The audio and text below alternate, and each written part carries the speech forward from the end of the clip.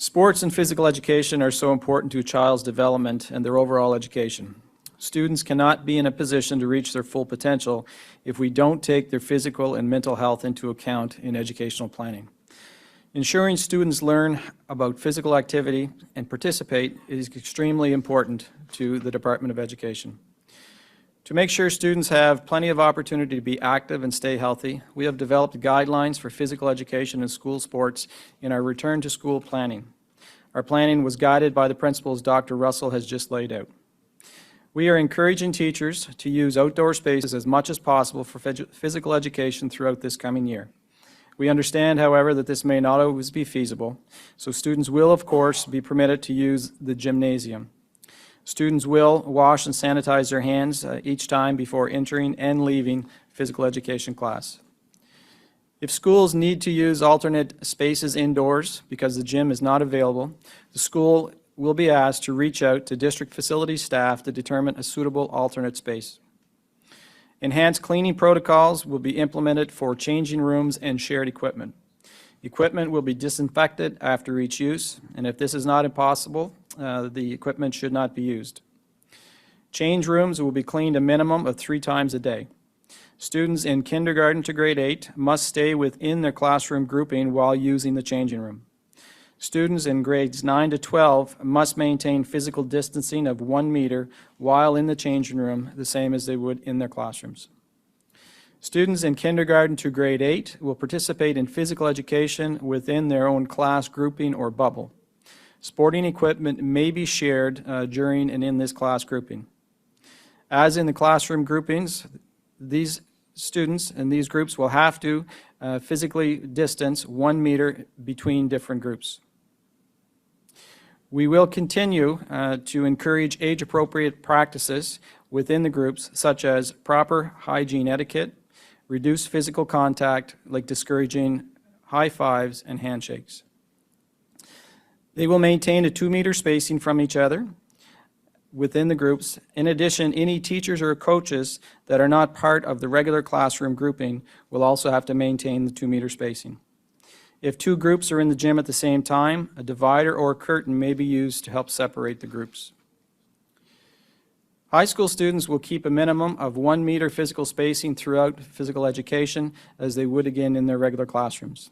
The use of markings, for instance, like floor tape, hula hoops, cones, and general signage is recommended to indicate where students can sit, stand, or participate accordingly to physical distancing guidelines. Intramural sporting activities will be permitted for K-8 students within their own bubble, or for high school students when they can maintain physical distance. This is provided that the province or the health zone remains in yellow phase. If a zone moves to orange or red, then all intramural activities will then be suspended.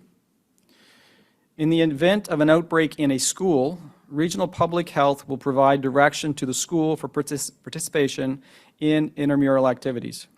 Parents will, of course, be informed of the outbreak and any resulting changes in school operations, including impacts on physical education and intramural sports.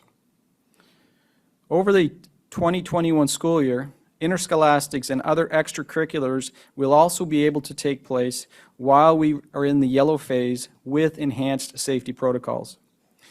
Any interscholastic or extracurricular activity or event will require an operational plan that is based on the direction from public health officials. Kindergarten to grade 12 competitive sports events should be limited to subdivisions of school districts or within small regions to allow and limit interactions across different regions. Spectators will be limited to 50 people for outdoor settings, and spectators should maintain a physical distance of 2 meters. No spectators will be allowed for events held within schools, though virtual viewing options are encouraged if possible. In the case where an organized sport has a provincial sport organization governing body, such as Hockey New Brunswick, Soccer New Brunswick, the level of play and associated modified rules will comply with the operational plans of that body. If there is no governing body, the sport must have a province-wide operational plan that complies with the standards outlined in our return to school plan. The department will collaborate with school districts in the development of the provincial plans. Students will also be able to continue to participate in other school clubs and activities by following these same guidelines. If possible, we recommend that some of these activities take place virtually. For instance, student governance meetings or clubs.